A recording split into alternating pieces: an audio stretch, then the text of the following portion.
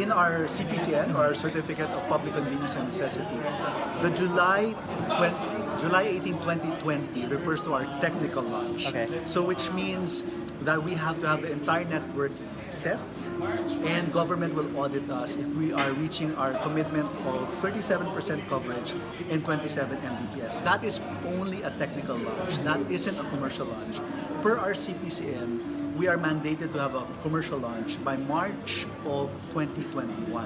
Now, I think what we have to clarify is, if we can launch before that, have a commercial launch, we would love to do it. But here's the important one. We want to have a really good network so we can provide the best service that the customers deserve.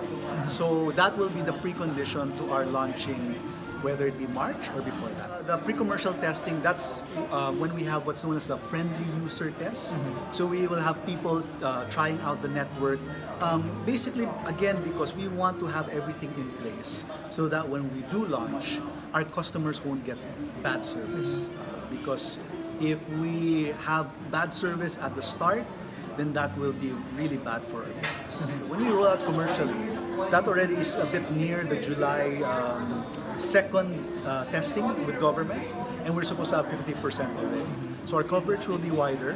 Our Mbps speeds hopefully will be faster, because by July of next year, we're supposed to have 50 Mbps.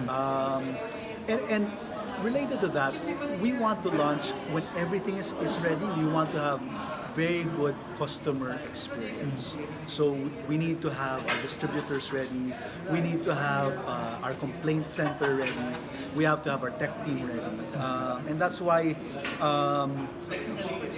simply put, we want everything in place. So when we launch, it is a commercial launch that is worthy of our consumers. The issue on funding, we want to be very clear.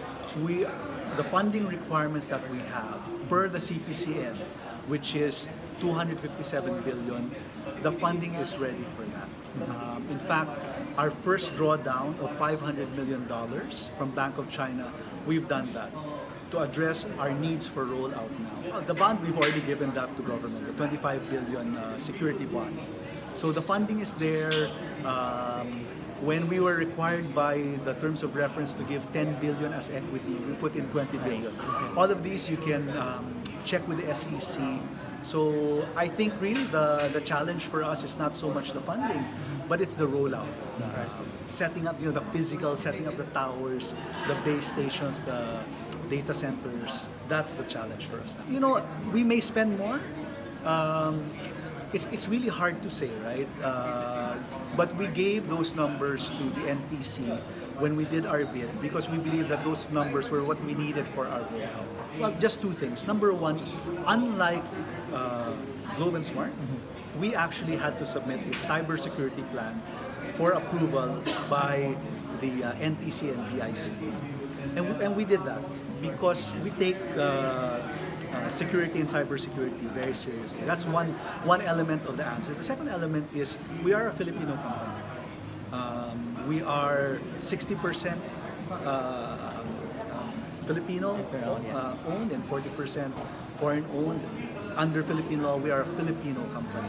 And as a Filipino company, we're not going to allow breaches in national and cybersecurity. You have our assurance for that. I think it's hard to say because it really depends on how well our business is doing. If our business is doing well, I'm sure the Filipino investors may want to invest. We might have more Filipino investors here. So we'll see. We'll see when that happens.